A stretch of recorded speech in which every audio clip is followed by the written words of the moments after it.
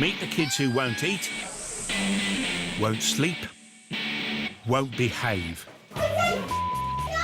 And the parents who take the rap.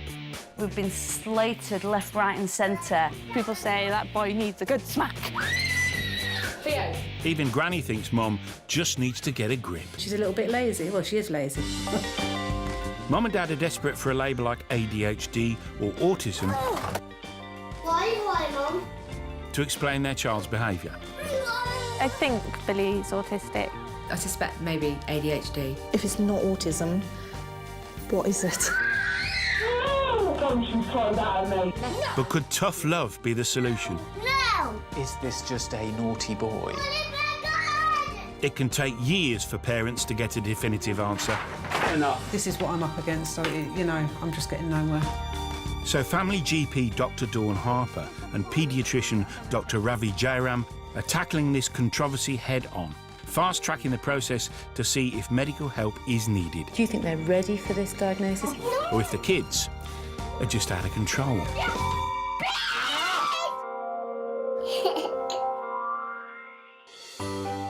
As a paediatrician and GP, Dr Ravi and Dr Dawn often turn detective.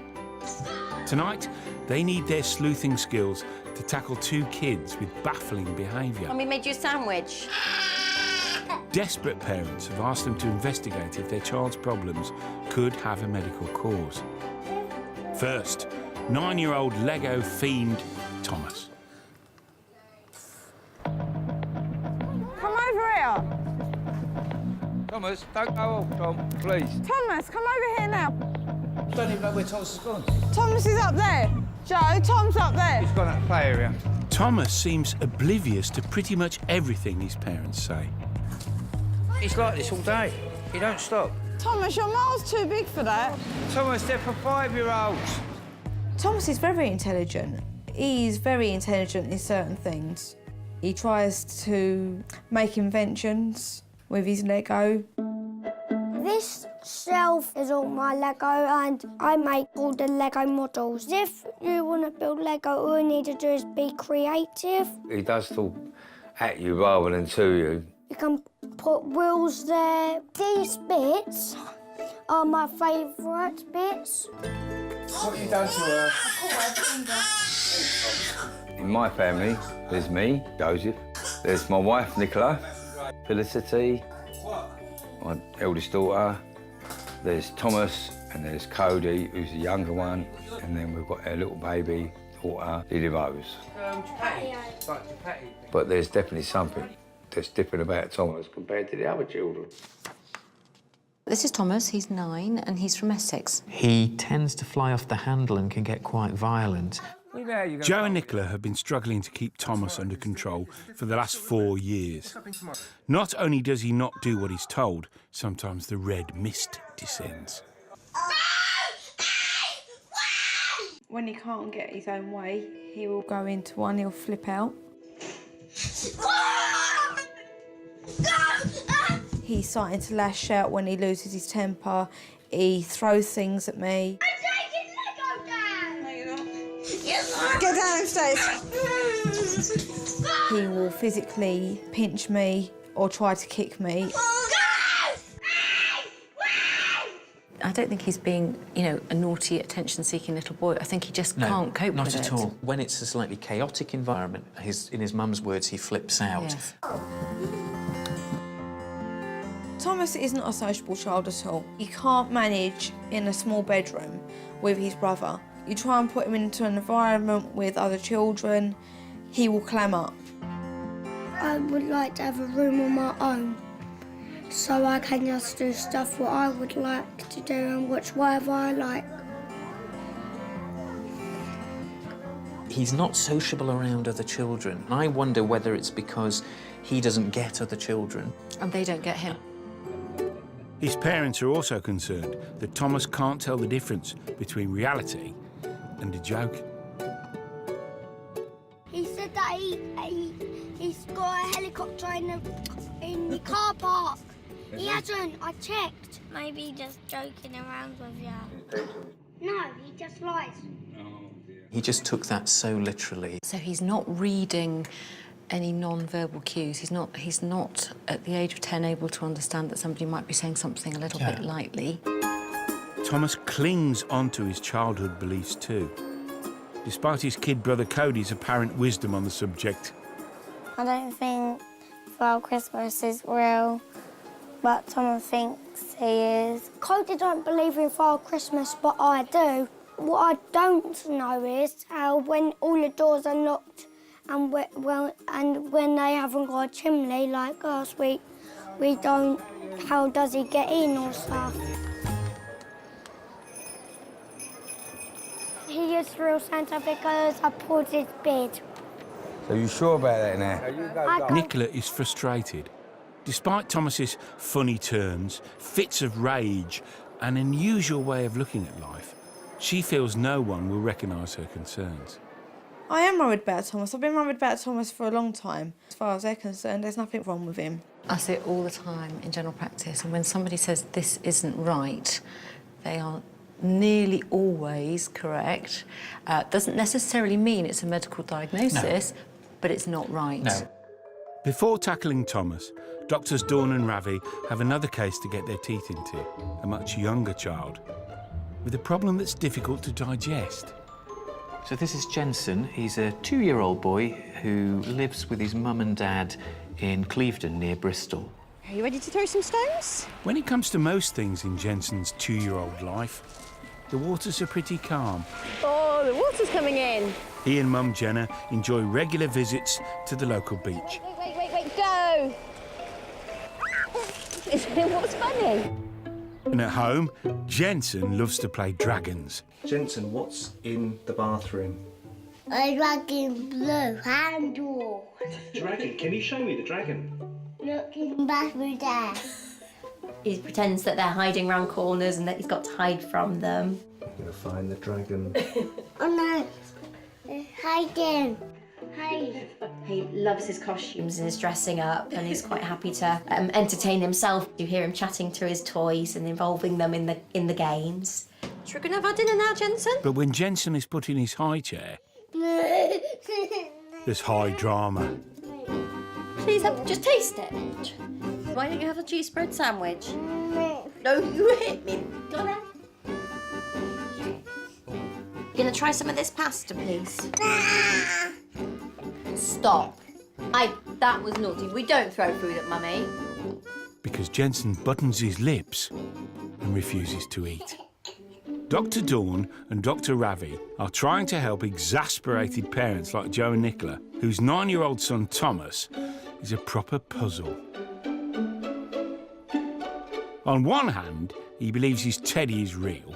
One day I think he might come alive. On the other hand, he's like a bear with a sore head. Get downstairs. Don't push me neither. But does Thomas need a medical diagnosis, or have his parents simply lost control?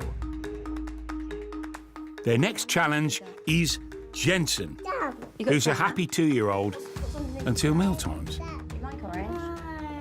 Please eat some breakfast. No. Jensen.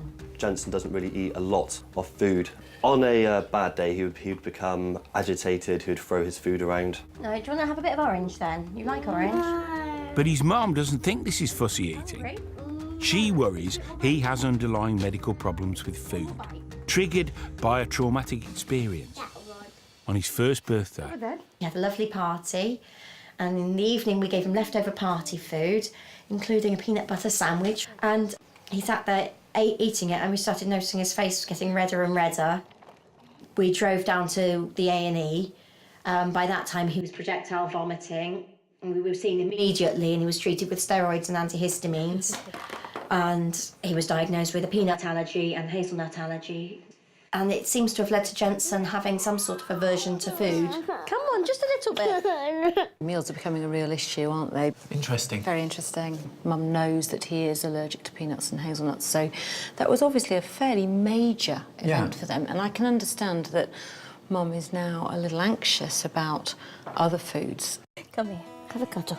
as a result, Jensen is getting a lot of his calories from milk with 2 big bottles at bedtime. Stir in some strawberry jelly. And because he gets small spots after eating sometimes, Mum believes he could have more allergies.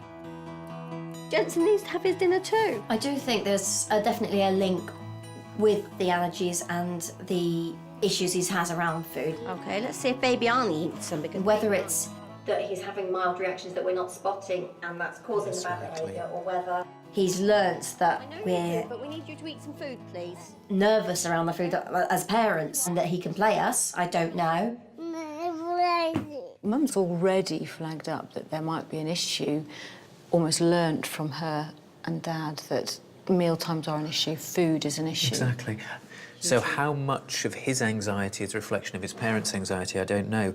And they will also know when they can play you off against each other or take a little bit of control. So he's an interesting little boy, and I think there is probably more than one thing going on here. I'm almost sure there will be.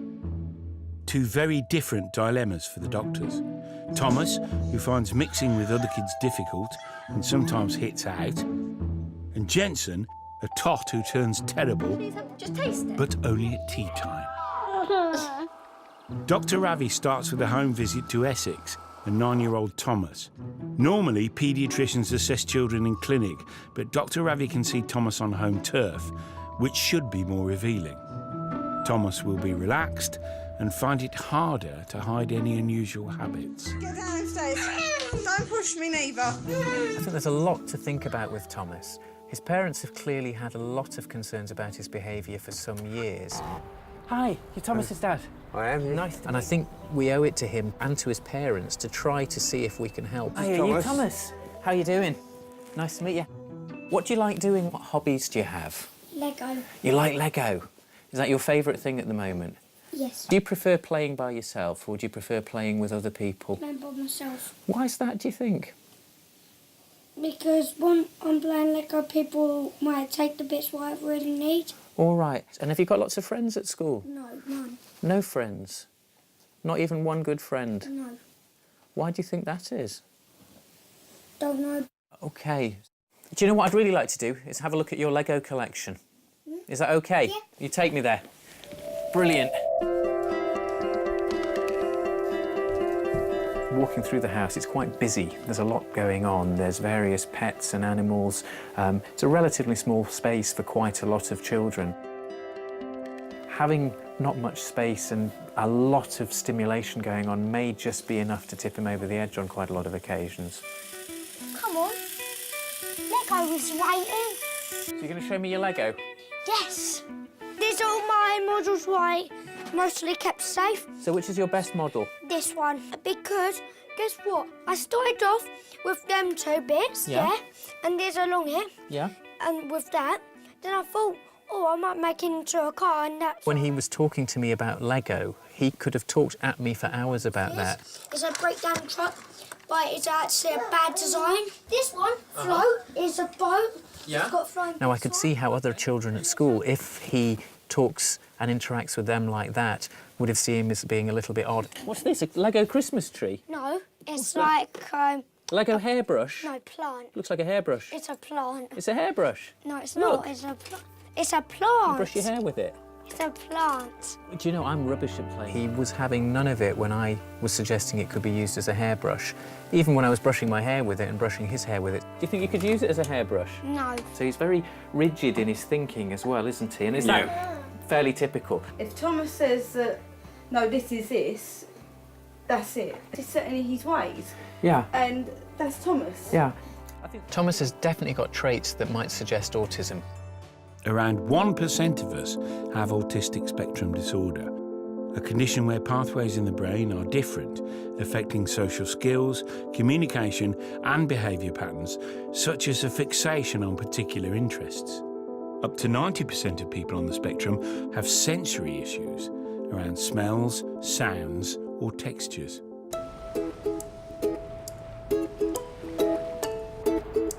Dr. Ravi's next house call is tea time in the West Country. Hiya, hello, Hi, Ravi there. Jairam, nice to meet you. Nice to meet you. Hello, mister. Mum Jenna faces another food fight with toddler Jensen. It's OK. You going to let me come in? Shall we come in? Oh, nice But to first, Dr. Ravi gets to, well, the bottom of the problem. Does he poo regularly? pretty regularly. How often would you say he goes? Normally once or twice a day. The only reason I'm mentioning all of this is in some children who are funny around eating, one of the things that can go on, if you're bunged up lower down, you fill up at the top end, it makes the bottom end squeeze and they get tummy ache. Yeah. And then they develop a behaviour where they associate eating with tummy pain and they start eating and it hurts, so they begin to refuse. Having a feel just to make sure there's no big hard lumps of poo in there that I can feel, and certainly that's nice and soft. He doesn't feel like he's got any big hard lumps of poo at all. Is that funny, is it? You're ticklish, aren't you? You're tickled. We've nearly finished. But will he be quite so tickled by his pasta? Doesn't look particularly nice. It's going to be interesting watching what happens around this mealtime. I'm going to sit in the corner and just watch quietly. You can have your dinner. No. You need to sit down and have your dinner. Okay, Jensen, stop. Do you want something different? Yeah. Do you want something different? Okay. You want toast? Yeah. Rather than persevere, Mum cooks something else. So it'll be interesting to see now when she brings it, whether he's going to eat it or whether he'll start off again. Meal number 2 goes down well. Tea. Is it yum yum? Fish fingers? Yeah. Yeah? And on to meal number 3. He's going to get something else which he's asked for, and my suspicion is he's not going to eat that. Okay. Okay.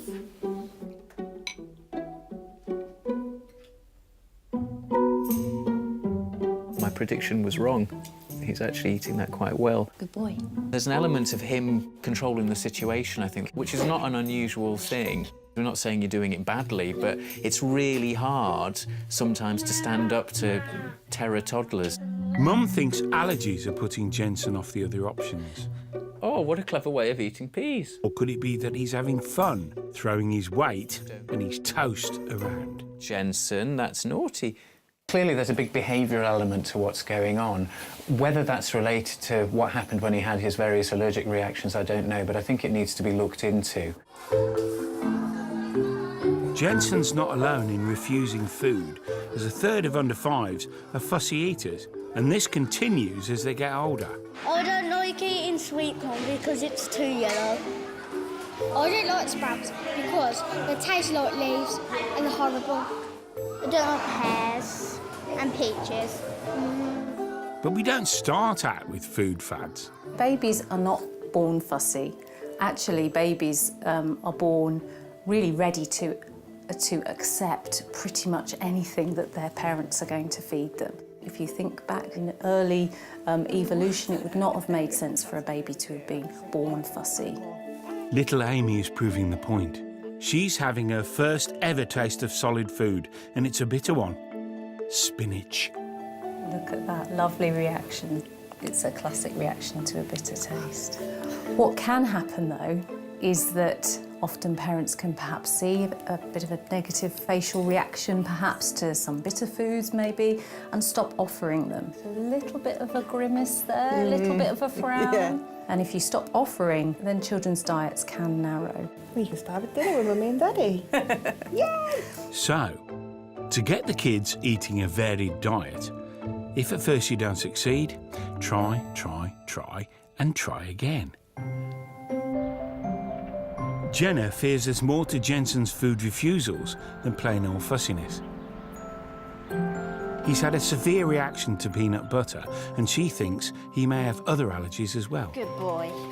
So they're meeting paediatrician Dr. Ravi at the Countess of Chester Hospital. Hi, nice to see you again. Nice to see you. Jensen's having a full set of tests This is Becky. to check for food allergies, Come and sit yourselves down. which means taking a blood sample. Hey, Jensen, look at this. Are you ready? Here it goes, ready? Just in case Jensen doesn't like the sight of blood, Dr. Ravi distracts him. Oh, he dropped it. Doing so well. Good boy. Well done, Jensen. You were really good. What a star. So what we'll do, we'll get those bloods off to the labs, and next time I see you, we'll have the results, and we'll be able to feed back and take things further from there.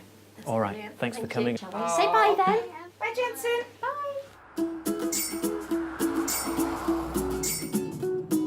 Thomas and his family are getting away from the worries of his behaviour with a weekend at a holiday cottage in Dorset.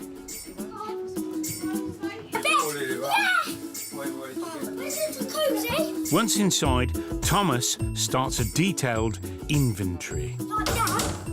We will fiddle and try everything, see what it is. That's right, ain't it? Thomas will explore everything. Hello. If he finds anything out of the ordinary, he'll come racing in here, he'll be coming to tell us. Dad, look, I found the fridge already.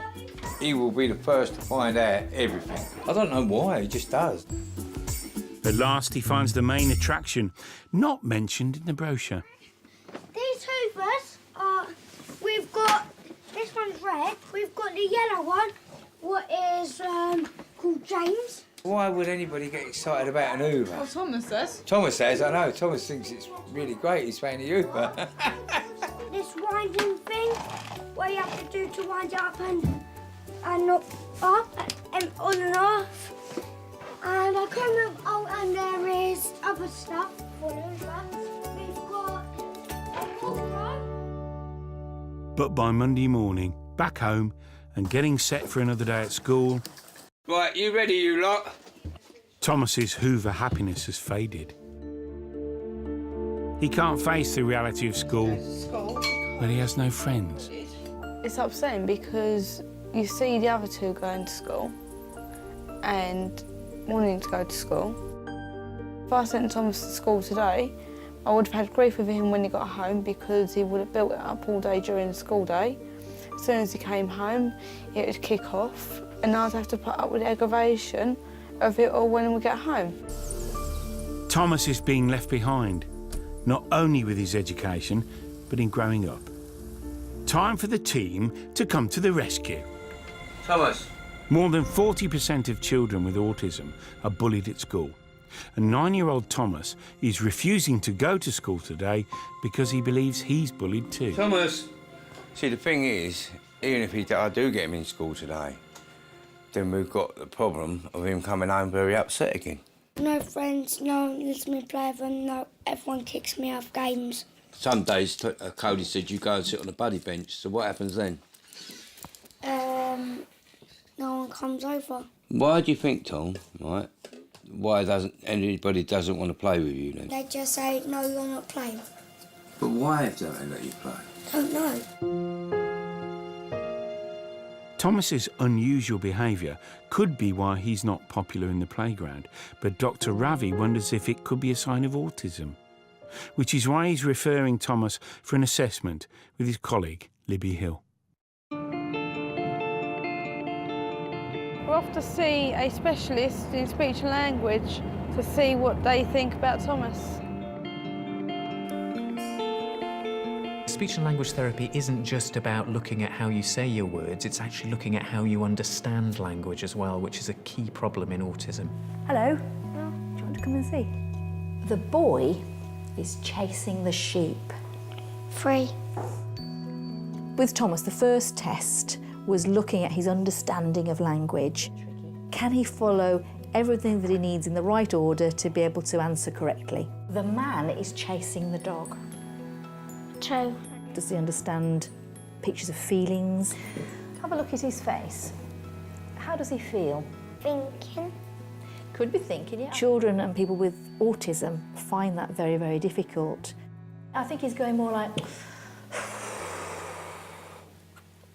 Bored. Bored, yeah, I think so too. Well done. I was looking for, what makes him feel happy, sad, or whatever. What makes you sad or lonely, Thomas? No one to play with, nothing to do. Thomas needs more evaluation to find out if he has autism or just some of its traits.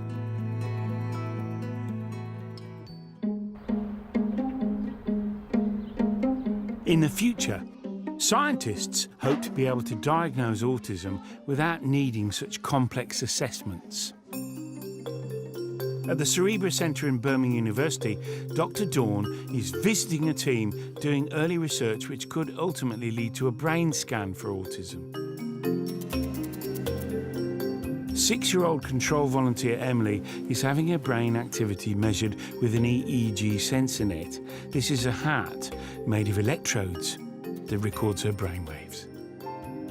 So the idea is that we are going to play some sounds to her and see how her brain reacts electrically to those sounds. Emily is hearing both human and non-human sounds. The researchers have compared the results from typically developing children like Emily to those with autism. What we've found is that both children with autism and toddlers at risk for autism might show larger responses to those mechanical sounds, and at the same time somewhat smaller responses to human action sounds. So that is quite important because that shows a bit more about the differences in brain functioning. Every child with autism is different, but on a group level, this is what we have found so far. In the longer term, we might be able to develop a diagnostic measure to diagnose autism, but not at the moment. It's something that we're really working on and trying. If this research is to develop it into a simple diagnostic test, scientists will have to settle a huge debate. Are children born with autism, or does it develop? Professor David Amaral is a world-renowned expert in autism. All of the data that we have so far would suggest that babies really are born with autism. There are many genes that increase the risk, and of course you're born with your genes. We're finding that there are brain changes that you can detect as early as 6 months of life in children that go on to have a diagnosis of autism. And the evidence that is increasing now is that if a child is diagnosed early and has the benefit of early intervention, their quality of life will probably be better down the road. Diagnosis opens the door to understanding the anxieties and difficulties people with autism have. It also means they can be taught things that others learn intuitively, such as facial expressions. Until we can scan for autism, the best way to diagnose it is watching how a child behaves. That's what the team are doing with Thomas.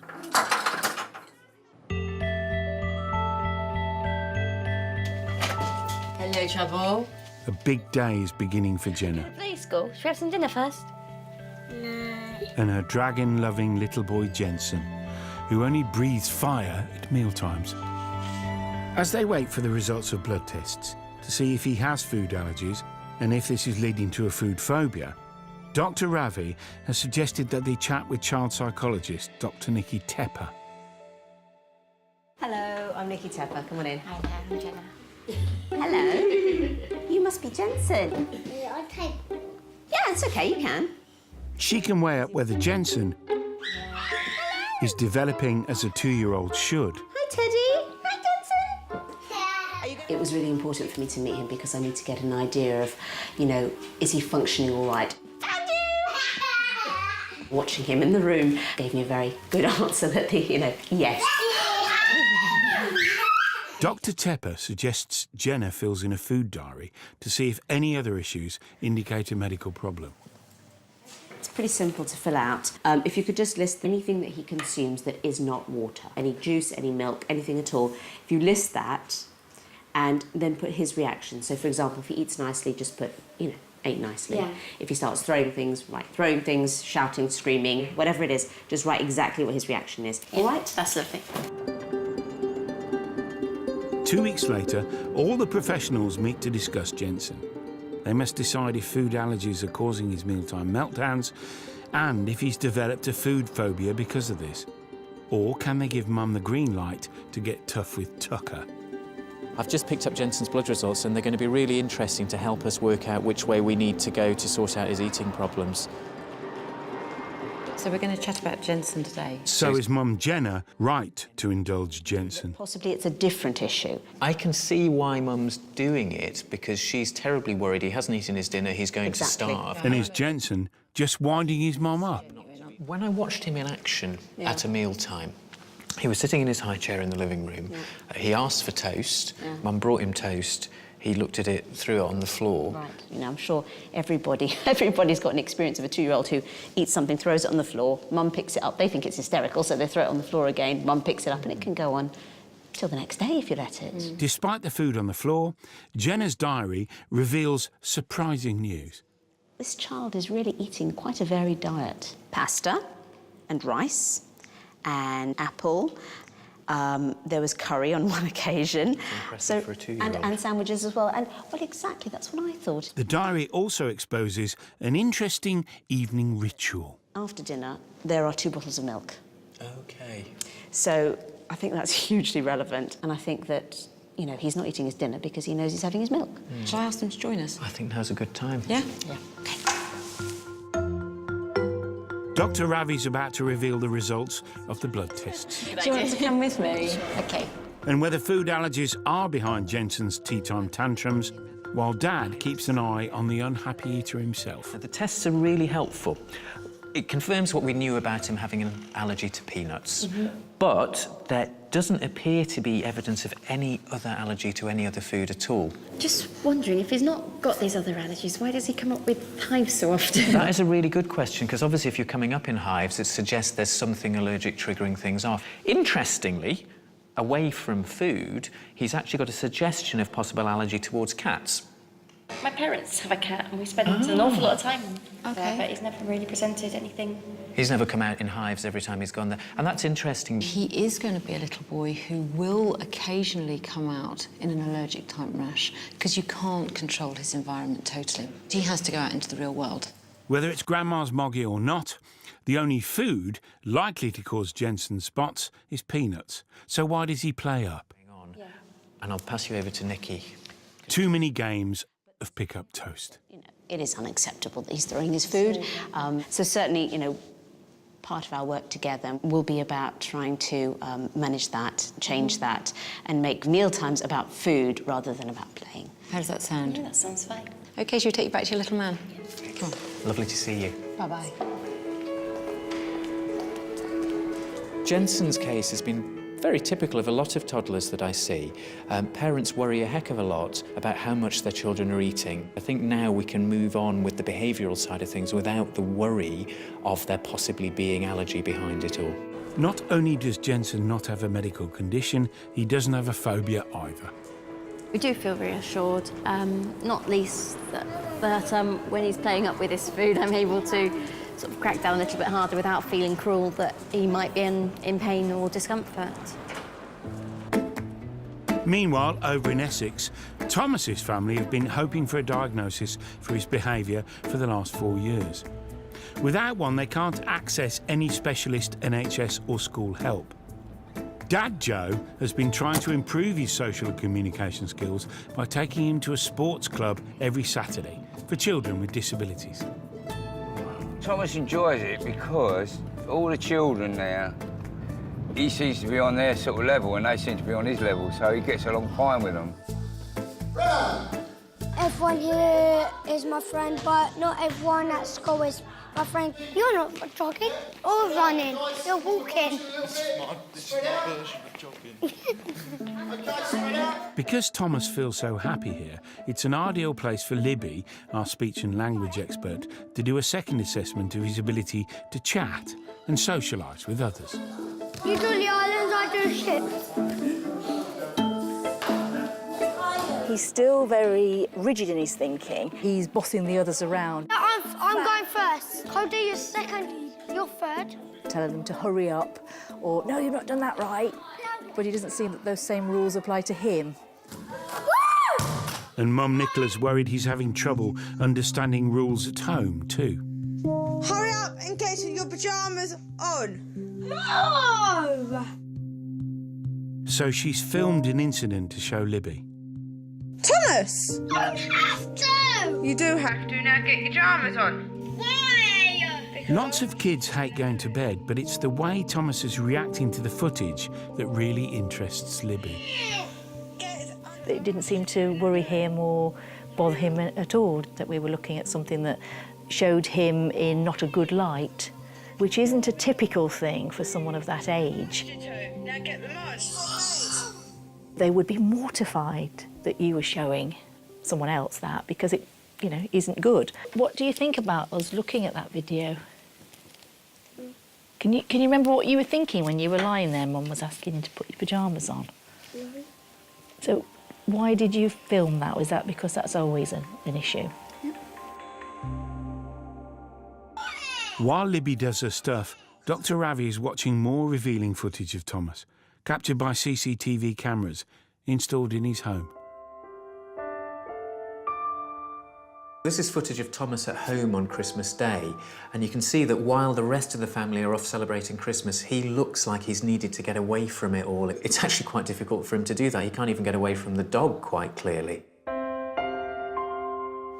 He's often putting his hands up to his face and moving them up and down. This is what we call a self-stimulating behaviour, or stimming. And often children on the autistic spectrum will do this when they're a bit agitated or a bit nervous, just to comfort them.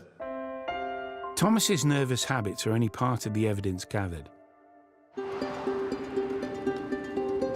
Everything rests on what Libby will report back to Doctors Dawn and Ravi. It's decision day, a day for which his family has been fighting for 4 years to find out definitively if Thomas has a communication disorder or he's just a challenging child. So Thomas, there were a few alarm bells going off for me. I mean, there was some quite unusual behaviour. His behaviour is having an impact now on the whole family, isn't it? So it's quite serious.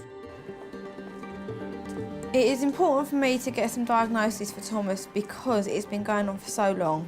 It's getting too much for me to cope with. But I do seriously believe there is something not quite right. And that's why I would prefer, if there was any possibility,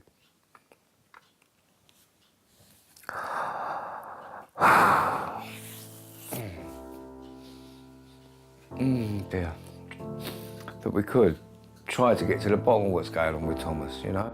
On one level, you wouldn't notice anything, but when you look closely, he'd like things done a certain way, and he seems to take things very literally as well. Very literally. Dad, look, this bit's still built. That'd be useful. His mum showed me one of the videos of him having a temper tantrum, and that was really amazing because he couldn't see that I would think anything of him. So no embarrassment factor at all? No embarrassment factor at all. He doesn't know how to start a conversation. He doesn't know how to maintain a conversation. And his idea of anything to do with conversation is just to talk about his own interests. Which certainly sort of fits with him not being able to make friends at school. This evidence amounts to an autism diagnosis. Joking around with ya. Thomas's inability to understand jokes No, he just lies. suggests rigid thought processes.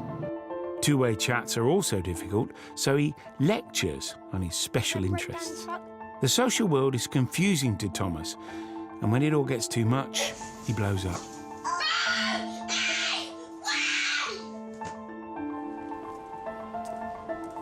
Do you think they're ready for this diagnosis? It's always difficult. You've got to know how to break this news. I think she's ready for that. Do you think Dad's ready? I don't know. After 4 years of struggling with Thomas's behaviour problems, his family is finally going to hear if he has a medical condition that could open the door to specialist help. Hello there. Hello. I'm Dawn. Would you like to come and join us and we'll have a chat about Love things? to. Yeah? Come on through. Sometimes, as part of my job, I have to tell parents and children things that they don't necessarily want to hear. But Thomas is 10 years old, and if there is an underlying problem, I think it's important that we find out about it now. Hi, Thomas. Centre stage, Oh, all right. Lego. Hi, Joe. Hi, Nicola. Nice to see you again. Okay. Nicola, presumably you've had a chance to have a chat to Thomas about things. That's what you've been trying to do, yeah. Okay. Thomas, how much do you know about what's been going on? What do you think? You've forgotten. Okay. We want to do things to make life better for you. One of the things is that the way you think about things is slightly different from how the other children think about things, which is a good thing, because you can see things about things that nobody else will see. But we need to make sure that you can learn to see how other people think about things as well. Does that make sense, or have I completely confused you? Makes sense. It does make sense. Oh, that's does. really good. I think we're all in agreement that Thomas is on the autistic spectrum, and he's what we would call high functioning. He's still Thomas. He's exactly the same Thomas he was 10 minutes ago. Oh, yeah. The question is, OK, well, now that we're saying that, what can we do about it? And I don't want you, Thomas, to have to go to school and not having any friends. We need to let you kind of take this information in, but then what we need to do is help Thomas and help you and the school all move forward to work a way that will allow Thomas to get the most out of life that he can. It's nice to have things confirmed, you know. We've been going for it for so many years, and I've noticed it from the age of 5 or 6. I knew there was something not quite right. One of the things we know about young people who are on the autistic spectrum is they can't cope with a lot of overstimulation. And you've got a pretty busy house, haven't you, with a lot of noisy children, a lot of noisy animals as well. Now, I think it would be really helpful for Thomas to have some kind of space of his own that he could go to when he's feeling stressed and nervous. How does that sound? Well, wouldn't you like life to be easier? Yeah. Without all these upsets, yeah? For any parent who's never had to even consider the possibility of a diagnosis like autism, you can understand that actually that might be a pretty catastrophic piece of news. Interestingly, for Joe and Nicola, there was almost a sense of relief. You know, it's quite upsetting in some ways, but